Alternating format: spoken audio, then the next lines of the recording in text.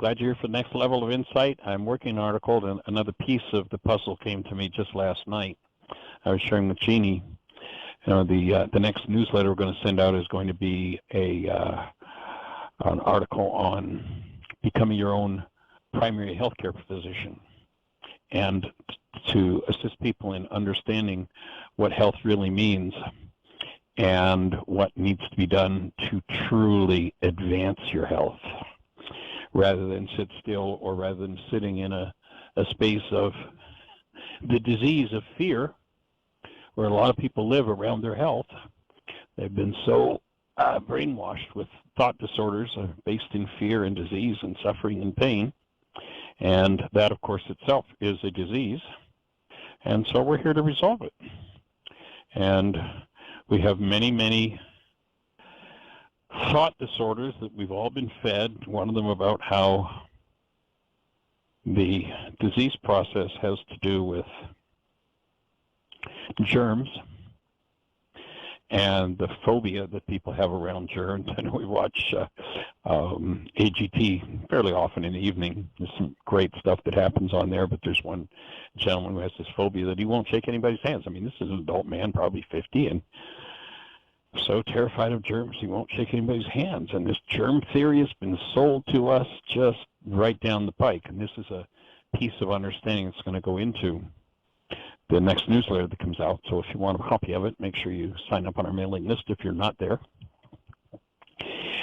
And you've heard me explain it before, but last night as I was kind of working on some of the refinements of it, it was like a whole new way of understanding what germs have to do with disease and suffering, and why you must ultimately become your own primary healthcare provider if you're going to be truly healthy. And that is this germ theory that keeps so many people in fear, and fear itself is a tissue-degenerating disease. That's why I think the man Yeshua 2,000 years ago, at least 15, 16, 17 times, I don't remember exactly, I did go count them once, but I think it was 17 times. He says, fear not, fear not, fear not, fear not, fear not, fear not. Why? Because fear is a disease. Fear totally shifts blood flow, takes people out of higher brain function. It takes people out of the ability to thrive, the ability to digest, the ability to eliminate, the ability to produce red blood cells, hormones. I mean, everything is impacted by fear. And if you think the bug is the problem, you're mistaken, because there is no bug that's ever caused a disease. Two examples we'll use of that. Number one, let's imagine we build a whole new subdivision. You've maybe heard me share this before, but it fits, especially with what I'm going to share in a minute. So we build a whole new subdivision with 10,000 homes in it. And there is one house right in the middle of the subdivision that has a cat. Now, 10,000 homes surround this one cat, one house. Are cats contagious? Can you catch cats from your neighbor? Well, obviously, if that cat has kittens, that cat and her kittens are not going to the neighbor's house unless the neighbor puts out milk. If you feed them, they will come. So let's imagine this cat has kittens and she has 10 of them, and all of a sudden, what are they doing? They're roaming around the neighborhood, and they find houses with a bowl of milk in front of them. And somebody who doesn't understand that principle, if you feed them, they will come, says, well, you know, there was only one house in that subdivision that had cats in it, and now there are 20 neighbors that have cats. And come back a year later, and there are 200 neighbors that have cats. And you say, I guess these neighbors just caught cats from their neighbors. Well, you know what? Not one house in that 10,000 home subdivision has got a cat that hasn't been putting food out for the cat. So we've been convinced to think of the germ theory of disease as being causative. In fact, I was listening to a video on YouTube recently, a physician, and they're exposing some of the disease insanity, but their basic principle was germs cause disease. And Albert Einstein gives us a really powerful piece of information. He says, the theory you have about a thing determines what you can observe. If your theory is in error, then the things you observe will be perceptual constructs of your mind that are also in error. But you'll believe them because you see them. So nobody's ever caught a cat from their neighbor, but if they put out food and the cat's around, then the cat's going to come visit. When the food is taken away, the cat will disappear. If you don't keep feeding it, it's not coming around. Well, it's no different with a germ. If there is, germs are what we call reducing organisms. If there are cells that are in a disease state, reducer organisms are designed to come and devour the diseased cell so that it protects the rest of the structure. But if you believe in the germ theory of disease, you think that germs cause disease because every time you see disease, there are germs there. But the reverse is true. The disease is there before the germ. Pardon me, before the germ multiplies. It is only if the cell goes into a disease state. What causes a disease state in a cell? Hate, fear, rage, guilt, grief, drama, and trauma. Sin. Remember now, the archery term, we're not talking about the Greek idea of sin. Remember the archery term, sin. If you were on the archery range and firing at the bullseye, and you miss the bullseye, the scorekeeper would yell, sin. That's all the word means. Is you're off the mark. You didn't hit the target. Pardon me, not you didn't hit the target. That's actually a different word. But you didn't hit the bullseye. That's sin, off the mark. Now, if you recognize, if you hold a newborn, you'll check out the energy of the newborn, and you will know absolutely without question that the human life is love. And this physiological device is designed to house love. That's all. It's designed for the expression, for the facilitation of bringing love into expression in the world. That's all human life, the human form is designed for. And then go create from there. Go, and as the ancient scripture says, replenish the face of the earth. In other words, bring it to completion as a human being. But if the human being's lost in a mind that's filled with rage and generational patterns, cultural patterns, family patterns of greed, rage and grief and guilt and pain and drama and trauma, then there is a self within the mind, a picture generated by the mind out of those thought disorders that we tend to think we are. You got to get rid of that guy. Yeshua said it very clearly 2,000 years ago. In order for you, being love, to live in your form designed for the expression of love, you, non-being, self-based in thought disorders, false image in your mind, have to die. You have to get rid of that. Forgiveness is how you get rid of that. So if you believe in the germ theory of disease, then the tendency is to live in fear of disease, in fear of germs, and that itself is the disease. So subtle, so tricky. Now let's take it another step. We've got 2 more steps to go to get the complete picture. Let's imagine that I have a 1-acre yard out in front of my house. Beautiful, nice green lawn all the way through. And let's imagine, actually, let's get rid of the lawn. I'm going to invite everybody to consider to start getting rid of your lawn, because a lawn is a useless waste of water and energy and the ability to grow things that benefit humans and other species in the world. Get rid of your lawn. We're starting. We just roped off or closed off an area about 100 feet by 25 feet, and we're putting in a garden. Once we get past frost date, we're putting in a garden for indigenous plants, or of indigenous plants, for pollinators.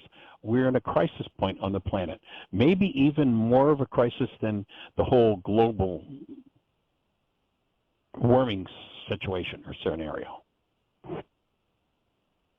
And we've got this useless thing called a green lawn, like, well, we've been taught, we've been brainwashed with it. It's pretty, but I'll tell you what, a field of wildflowers with pollinators in it, rather than something that doesn't feed or support any kind of life at all, except grubs and worms, or worms and bugs. Get rid of that. So let's imagine we've got this 1-acre field of indigenous plants, beautiful wildflowers. And I'm going to rope off, way off on one corner of it, I'm going to rope off a square foot. And then I'm going to come back to the closest corner of the house and I'm going to rope off a square foot.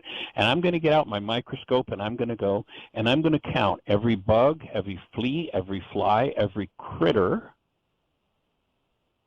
on this square foot. And I'm going to compare it to the number of critters, pests the world calls them, the other square foot, the other corner, the far side of the acre. Is there going to be much different in the count? How bugs, buzzards, flying buzzards around or what have you? Probably not. It's probably going to be pretty similar. However, and this is about the germ theory of disease. However, if I take a dead rabbit and I put it on this corner or that corner and I leave it for a couple days, and let's imagine its body temperature is 98.6 degrees outside. I come back, let's say 5 days later, after placing the dead rabbit on one of those roped off square feet. One of those square foot spaces is going to be loaded with fleas and flies and bugs and buzzards, and the other one is not going to have changed at all. Now, reliably, with absolute 100% certainty and accuracy, which square foot is going to have the elevated count of bugs and buzzards?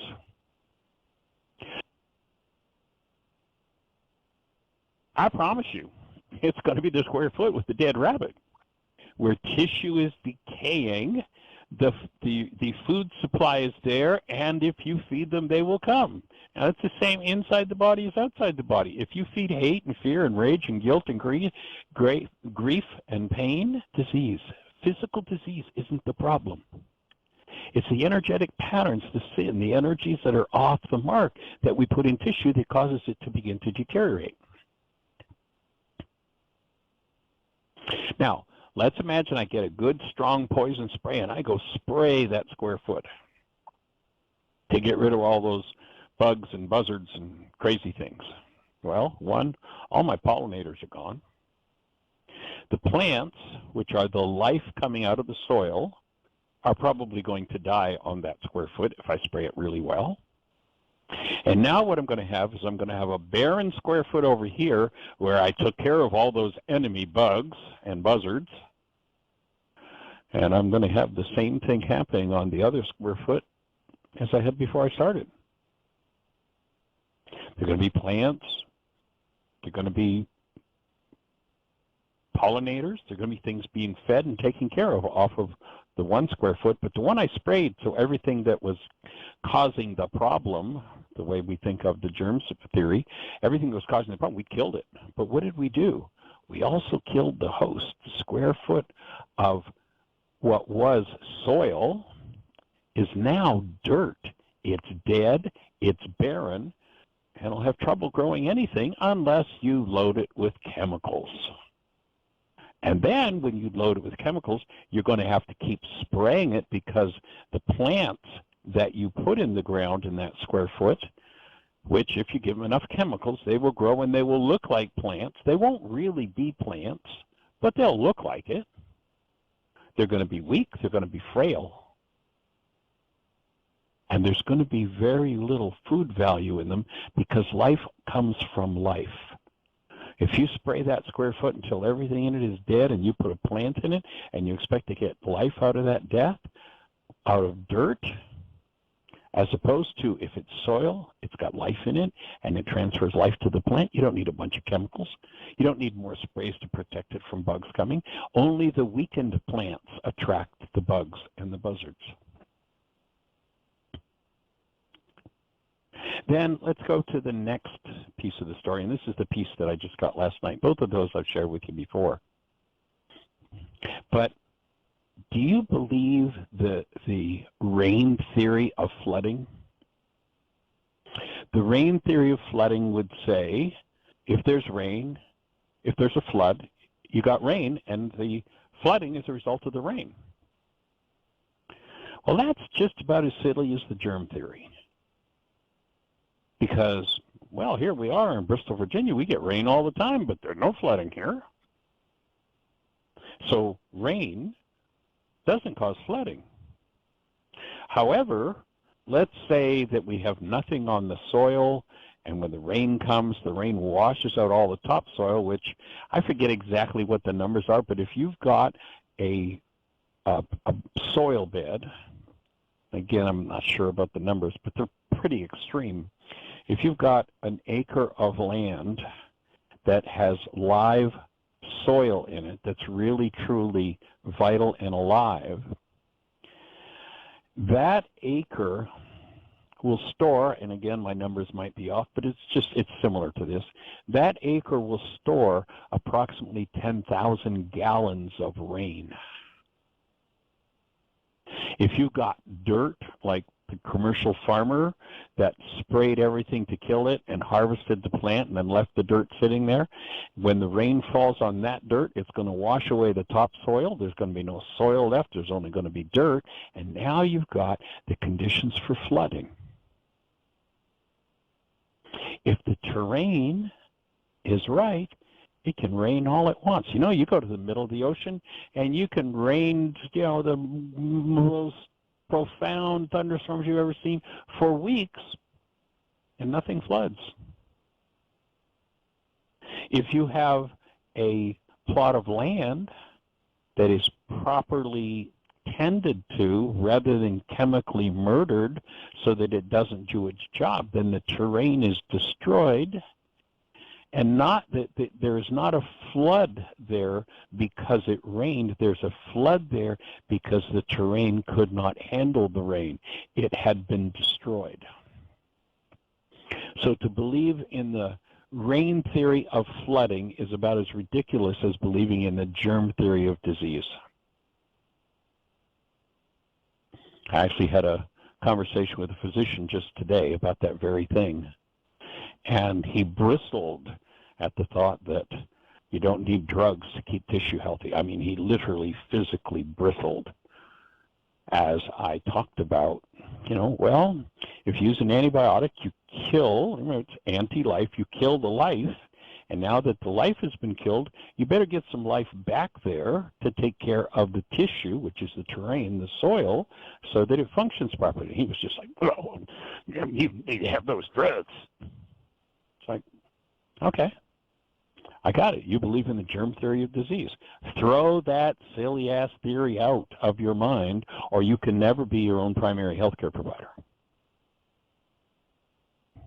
Are germs involved in disease? Absolutely. Where there's disease, there are quote-unquote germs. Is rain involved in flooding? Absolutely. Where there's flooding, there's going to be rain. Sure, or snow, or similar. But the germ is no more the cause of the disease than the rain is the cause of the flood. And when you understand that, then you know that if you've got a flooding problem on your land, you've got to do something to take care of the terrain so that the terrain can handle the water that comes down there. And rare will be the flooding circumstance, not saying it's impossible, but rare will be the flooding circumstance where the soil in the terrain is properly cared for, is as it was designed to be.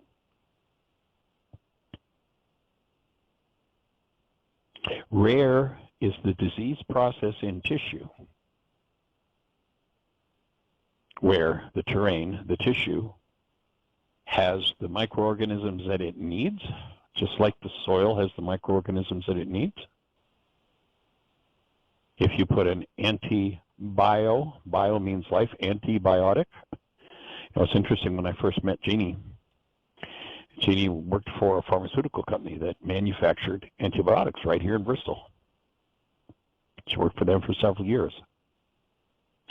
And fortunately or unfortunately, it's sad that they decided they could go to a third world country to manufacture their product and do better with it. So they basically got rid of their manufacturing facility here. It was right timing for us because we were talking about going on the road, and Jeannie got a retirement package by going early so others could keep working.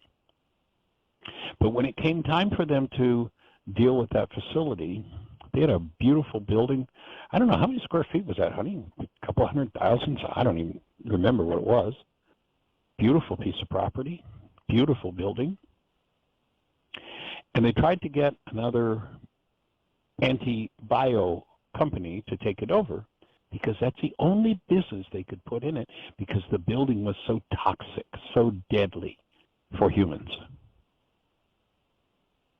And interestingly, they put out, when they couldn't get another company to come in, they put out a report.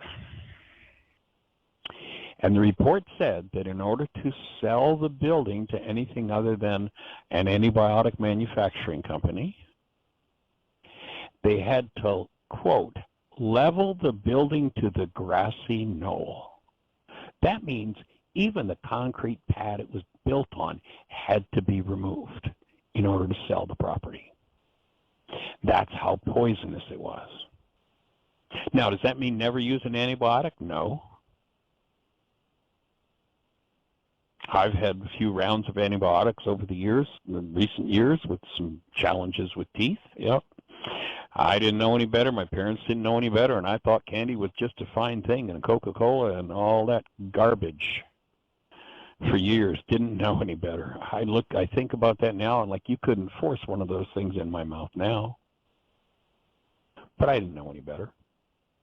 So I have utilized an antibiotic, but when I'm complete with that antibiotic, the next thing I do is pump my body full of probiotics, replace the microorganisms that are designed for the soil so that the soil lives, rather than slaughter it with an antibiotic and watch what happens. Because the person who starts on antibiotic 1, it won't be many months before they'll have a new set of symptoms and they'll need another drug.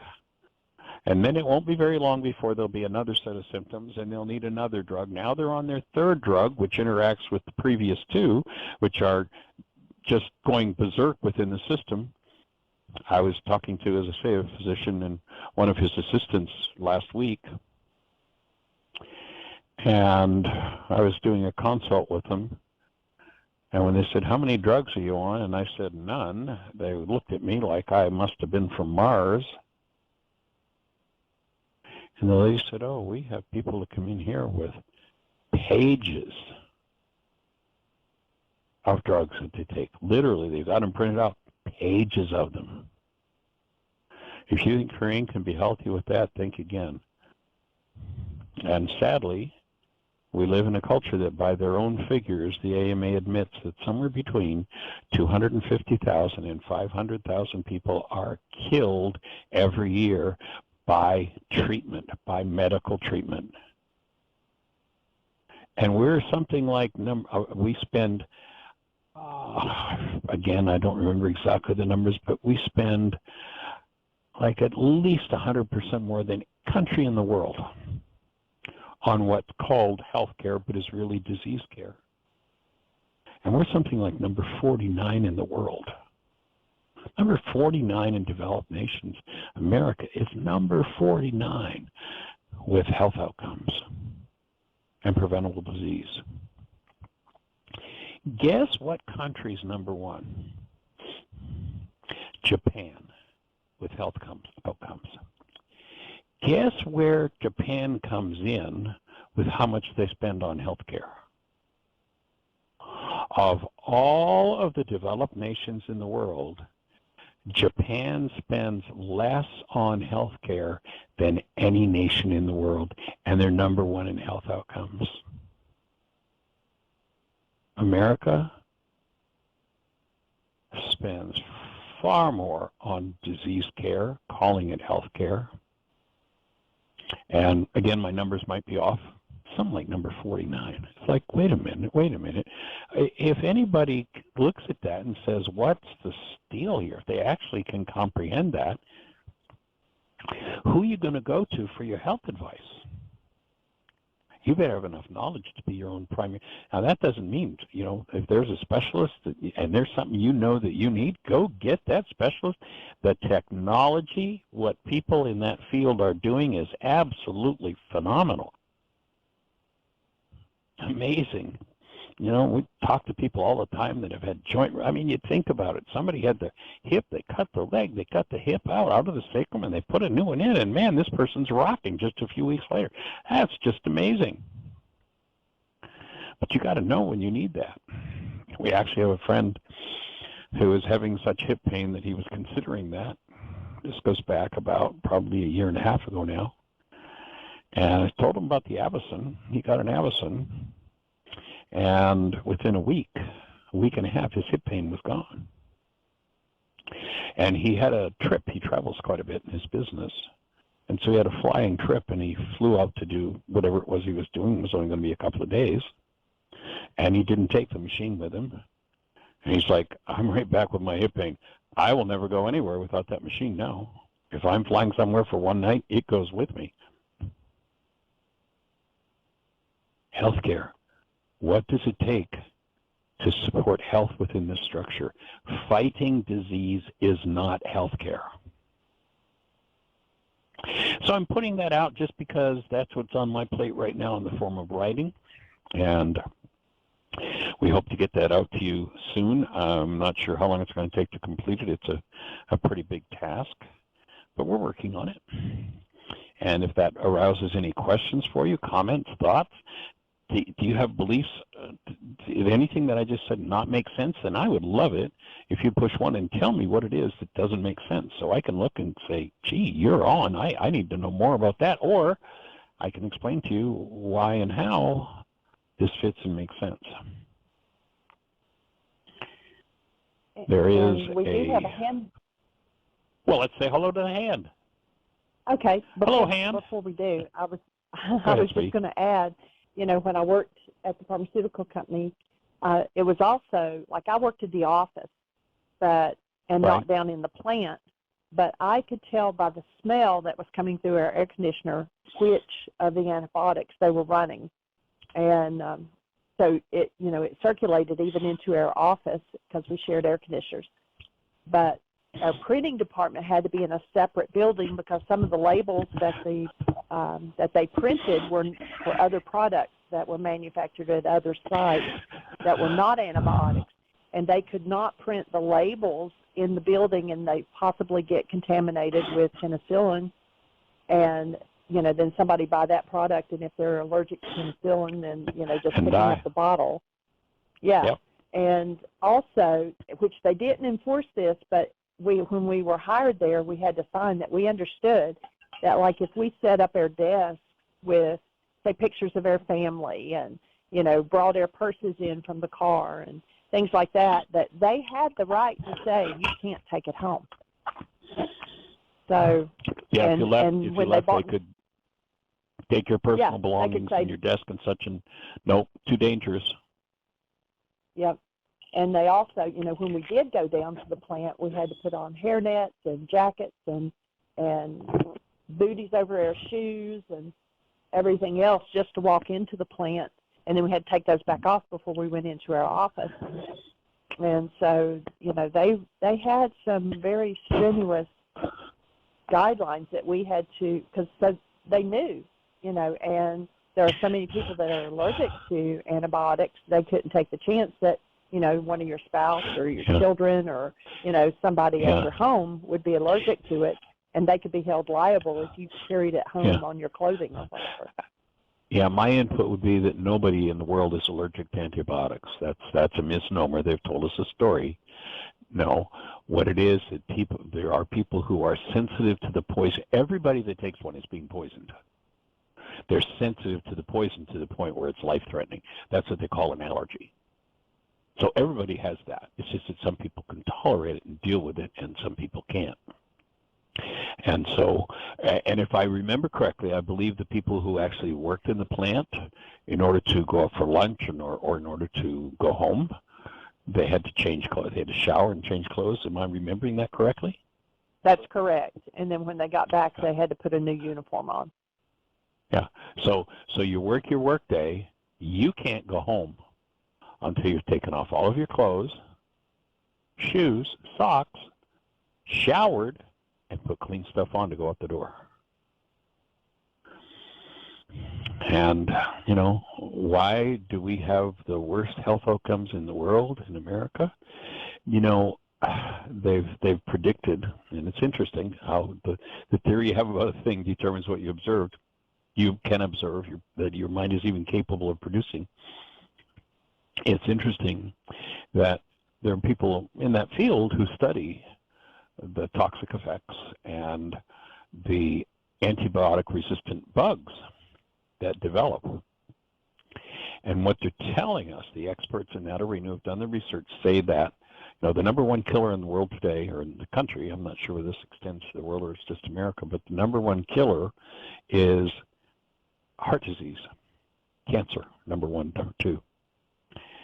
And they're predicting that by 2050, so 25, 30 years down the road, they're predicting that the number one killer will be antibiotic-resistant bugs.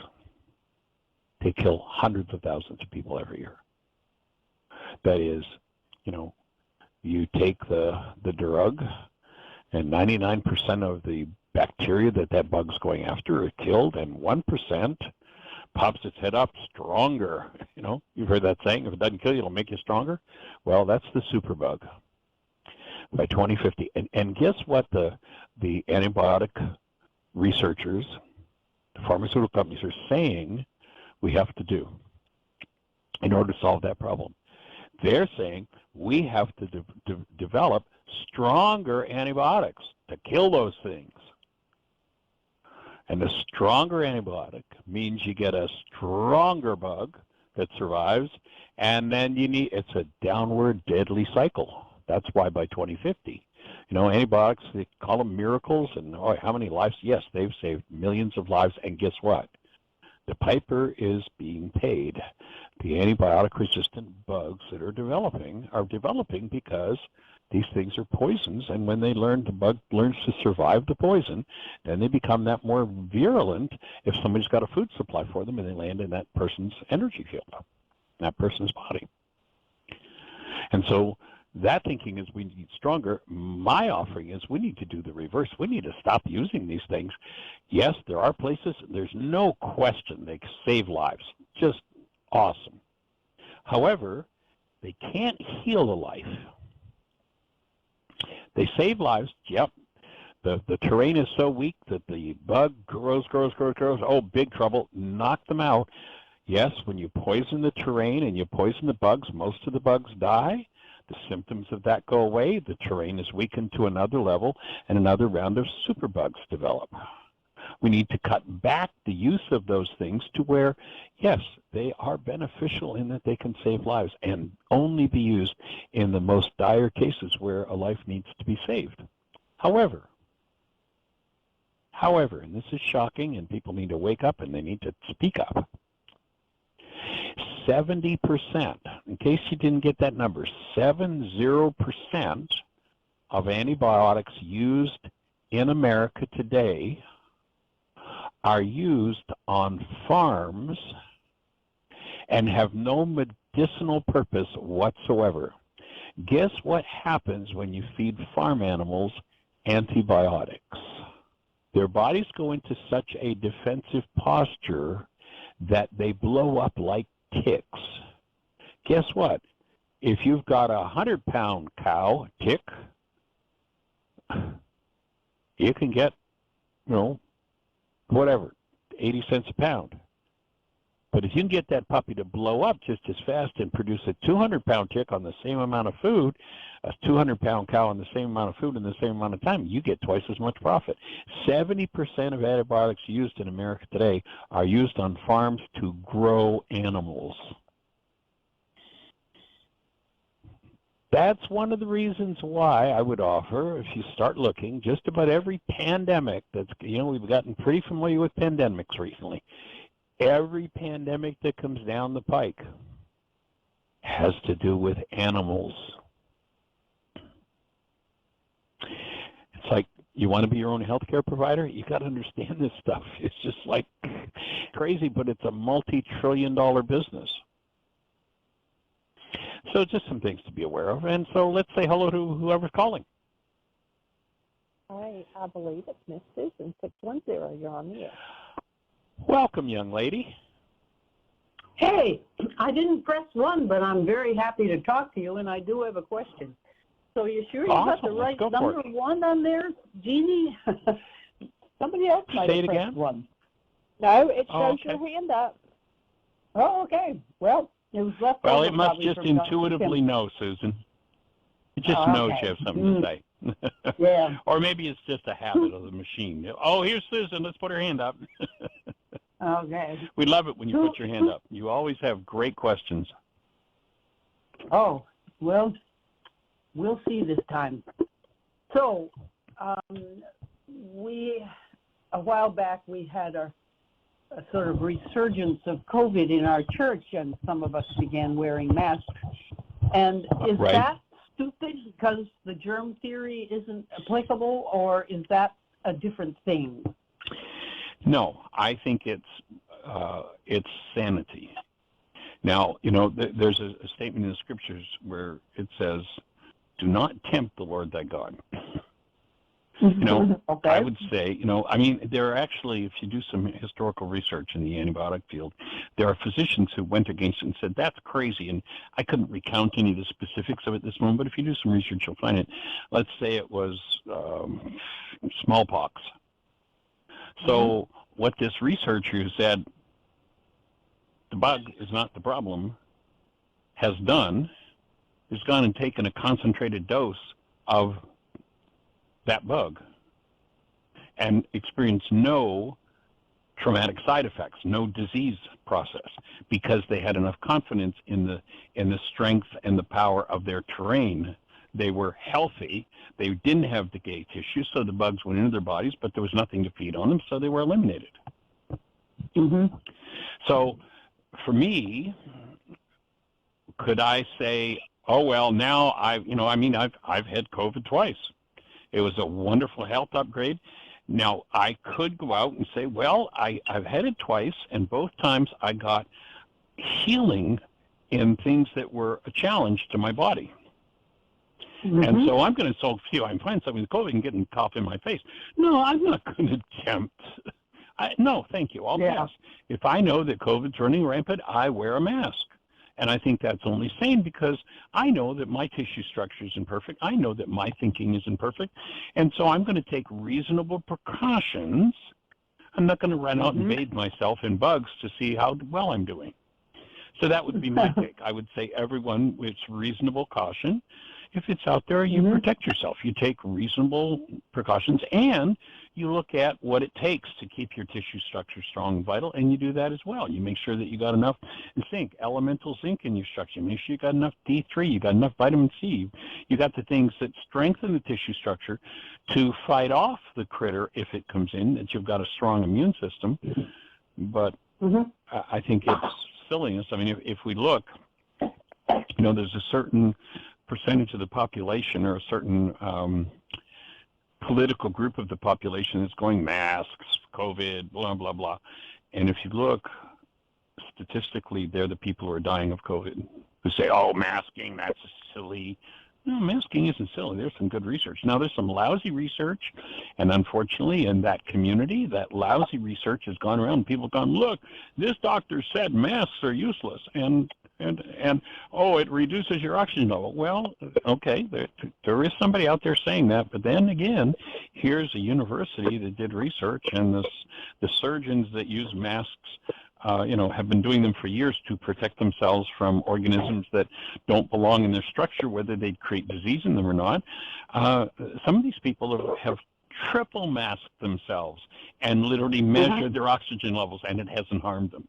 But there is a story out there, and some people are believing it, and literally if you look by the state and the color of the state, they're the people that are dying.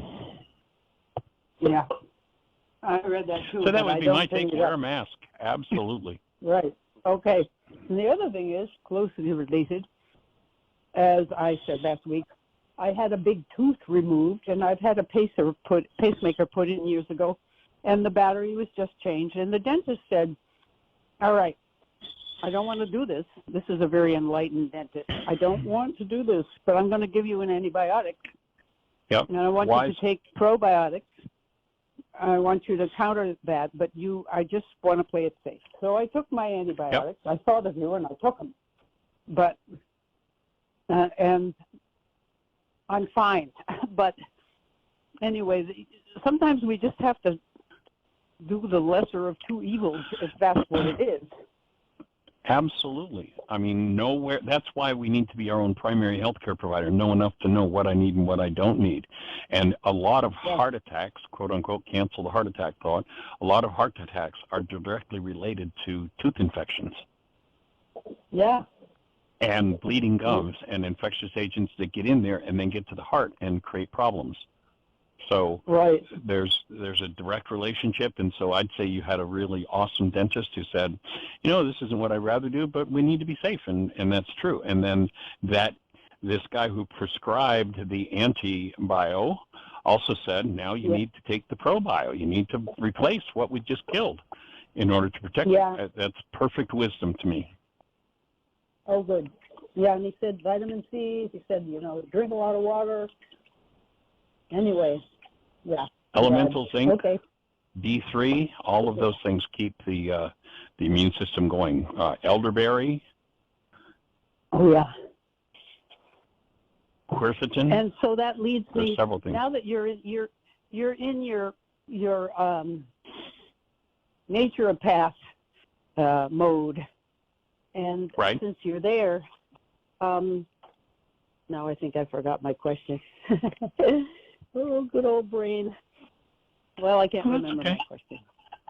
So then, if we're looking at the strength of tissue versus the virility of the bug that comes in, it's finding the balance, is keeping the tissue at a strength level where if something does come in that doesn't belong, or you know, a lot of the bacteria and such that people are afraid of or that are related to disease are already all within our body, but they're kept in check and balanced, and they're necessary there. If they weren't there and a certain part of the tissue structure starts to deteriorate, the long-term impact of that deterioration, which means putrefaction, literally, you know, you take a piece of meat and you lay it on the counter, come back in 3 or 4 days and take a sniff. No, not very nice. Yeah. If that's happening in the body, then those reducer organisms are designed and they're in the body already, and if it goes out of balance, when the reducer organism expands and creates quote-unquote infection, or becomes what we call an infection, that's a signal that I need to do something to strengthen the tissue structure of my body and to bring that back into balance. I don't need to get rid of those things.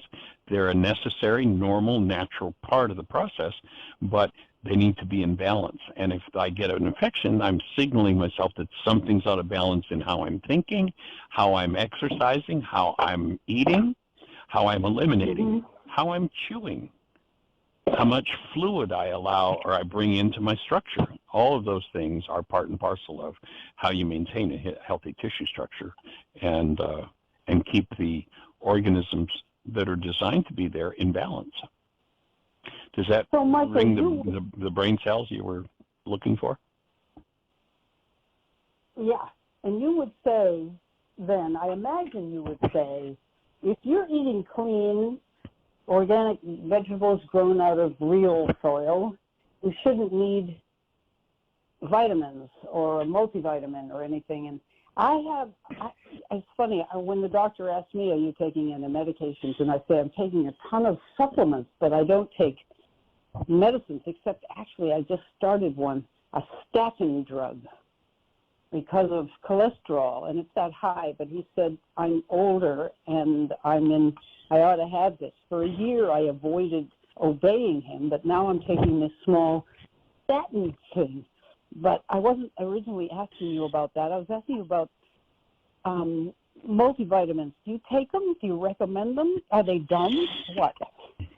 I don't take a multi, but I do use vitamins, and I take specific ones that, you know, we're eating more and more out of our own garden, but it's pretty much impossible to buy everything we'd want to buy organic.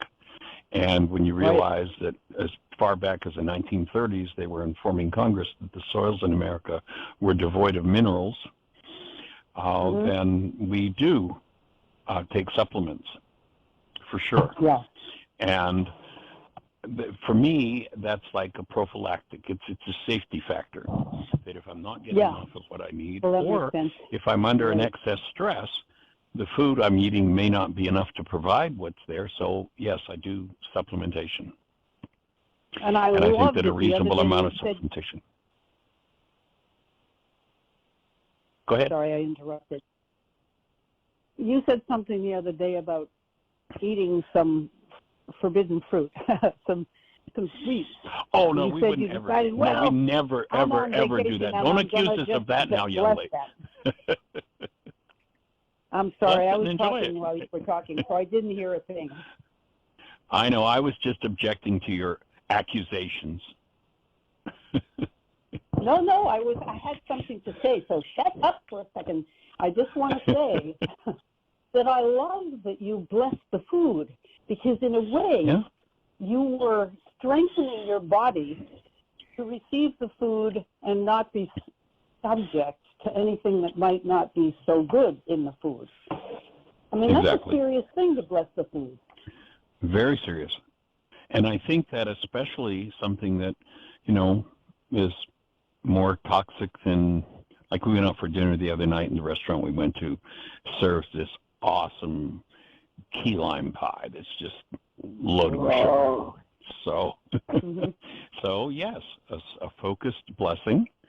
And I think that, when you realize that we're creators and the energies that we create with impact what we put in our mouths before they go there, I think that we can literally change the structure to a degree. And as you say, by strengthening the tissue structure, also reinforce. So, yeah, if you're going to, it's a whole lot, the more disease is caused by disintegrative thinking than is caused by disintegrative substances, I think. And so rather than, oh, this is sugar, it's bad, it's terrible, but I'm going to eat it anyway. So, yep, it's sugar. I'm going to bless it. I'm going to just enjoy it. Love it. Unfortunately, I was brought up as a kid.